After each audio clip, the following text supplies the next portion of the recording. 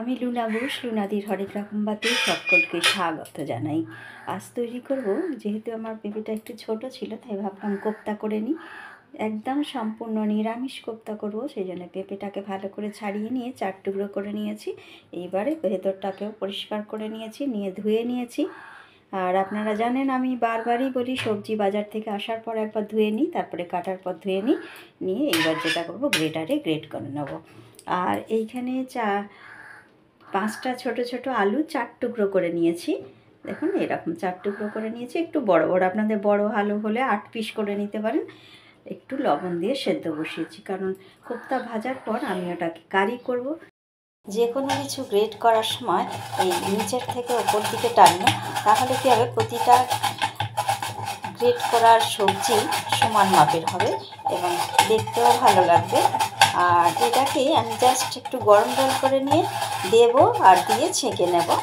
সেদ্ধ করব না, কারণ সেদ্ধ করলে তখন কোপ্তাটা বানালে একটু নরম হয়ে যাবে, বাজে লাগবে। জাস্ট যাতে না কাঁচা গন্ধের এটা থাকে, সেই জন্য গরম জল ফুটলে দিয়ে দেবো, দিয়ে আবার ছেঁকে নামিয়ে নেব। এইভাবে প্রতিটা পেঁপে আমি গ্রেট করে ফিরে আসছি। ঠিক এরকম সরু সরু হবে। এর আগেও আমি অনেকবার দেখিয়েছি, তাই ভিডিওটা আর লম্বা করতে চাইছি না বা দীর্ঘ করতে চাইছি না। এরকম সুন্দরভাবে গ্রেট করে পেঁপেটাকে ফিরে আসছি।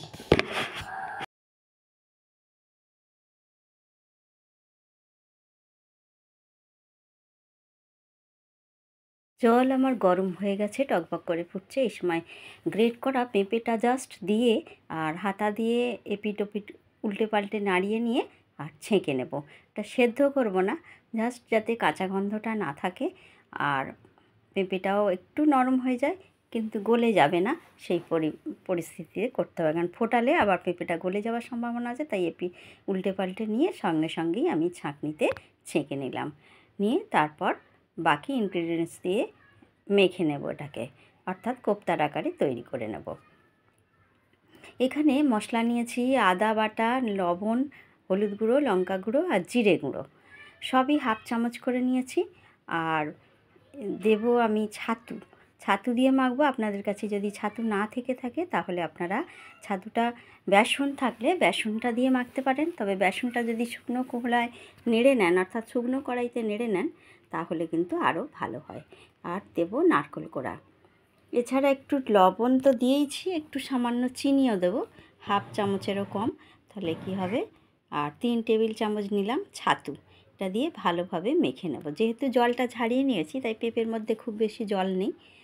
এবার হালকা হাতে মেখে নিলেই হয়ে যাবে। দেখুন আমার মাখা হয়ে গেছে।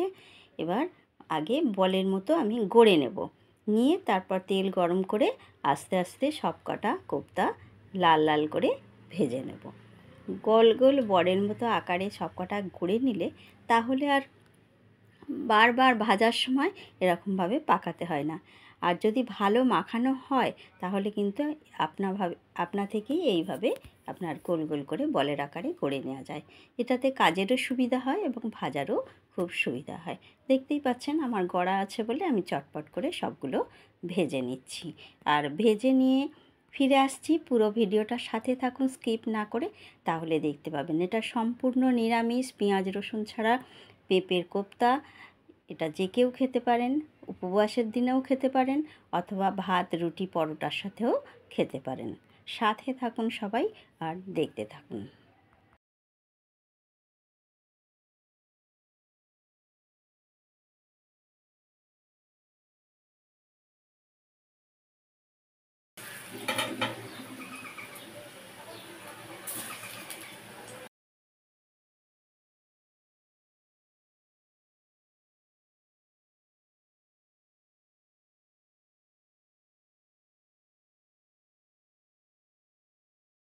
এটা কোপ্তা আমার সুন্দর করে লাল লাল করে ভেজে নিয়েছি। আবার কড়াইতে যে তেলটা আছে তাতে ফোড়ন দেবো শুধুমাত্র জিরে আর তেজপাতা।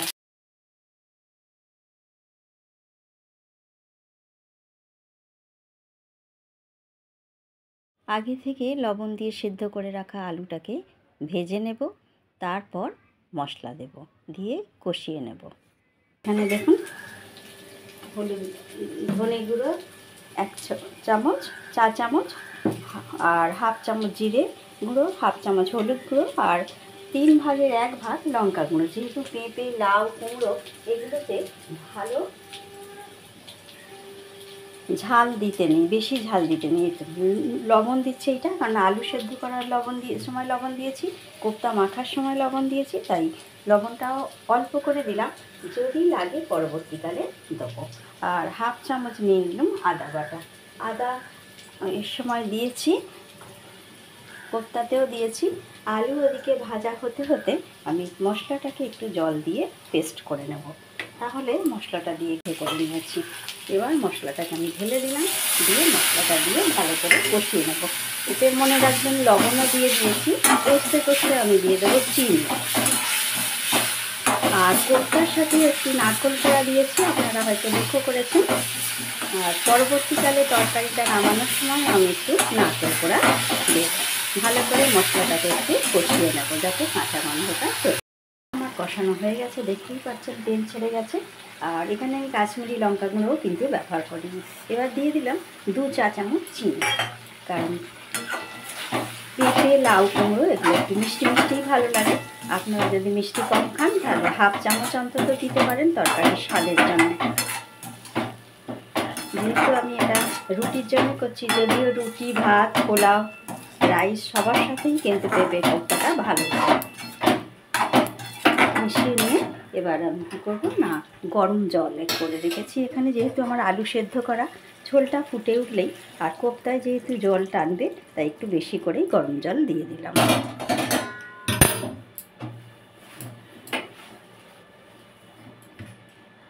রান্না করার সাথে সাথে যদি ভালো গ্যাসটা মুছতে থাকা যায়, একটা শুকনো ন্যাকড়া দিয়ে বা ভিজে ন্যাকড়া ভালো করে নিংড়ে নিয়ে, তাহলে কিন্তু গ্যাস অত নোংরা হয় না। তো আমার এটাই অভ্যাস, যখনই আমি রান্না করি সবসময় চেষ্টা করি মুছে মুছে নেবার, যাতে গ্যাসটা নোংরা না হয়। ঝোলটা ভালোভাবে ফুটে উঠুক। আলু তো আমার সেদ্ধ করাই আছে, ঝোল ফুটে উঠলেই কোপ্তাগুলো দিয়ে দেবো। ফুটে গেছে, এবার আমি কোপ্তাগুলোকে দিয়ে দেবো, কারণ কোপ্তাগুলো ভীষণই নরম হয়, একটু বাড়িয়ে দেবেন। ব্যাস, কোপ্তাতে কিন্তু রস ভালোই টানে, তাই মনে করবেন না যে অনেকটাই তো ঝোল আছে, তা না, এটা ঘন হয়ে যাবে এবং কোপ্তায় রসটা টানবে। একবার ফুটে উঠলেই আমি ঘি গরম মশলা দিয়ে নামিয়ে নেব। আমার খুব সুন্দরভাবে ফুটে গেছে। এইবার আমি আর ফোটালে ঝোল আরও কমে যাবে, তাই গরম মশলা দিয়ে দিলাম। আর দিয়ে দেবো ঘি, 1 চামচ ঘি দিয়ে দিলাম। এবার নামিয়ে নেব। আমি গ্যাসটাকে কমিয়ে রেখেছিলাম বলে বোঝা যাচ্ছিল না। এই গরম মশলা আর ঘিটাও ওর সাথে মিশে গেল, হালকা হাতে মিশিয়ে দিলাম। গ্যাস অফ করে দেবো, দিয়ে নামিয়ে নেব। এই ঝোলটা কিন্তু এতটাও থাকবে না, কারণ ঠান্ডা যত হবে তত ঝোলটাকে টেনে নেবে করতে পারে, তাই গ্যাস অফ করে দিলাম। আমার ভিডিওগুলো যদি আপনাদের ভালো লেগে থাকে তাহলে অবশ্যই লাইক, কমেন্ট, শেয়ার করবেন। আর সাবস্ক্রাইব করে পাশে থাকা বেল আইকনটাকে প্রেস করতে একেবারেই ভুলবেন না। তাহলে আমি যা যা ভিডিও আপলোড করবো তার নোটিফিকেশন আপনাদের কাছে চলে যাবে এবং আপনারা তা দেখতে পাবেন। সাথে থাকুন, পাশে থাকুন, সবাই ভালো থাকুন, সুস্থ থাকুন, সাবধানে থাকুন, এই কামনা করি আজকের মতো ভিডিওটা শেষ করব। তবে এখনও শেষ হয়েও কিন্তু শেষ হয়নি। এবার দিয়ে দেবো একটু নারকেল কোড়া।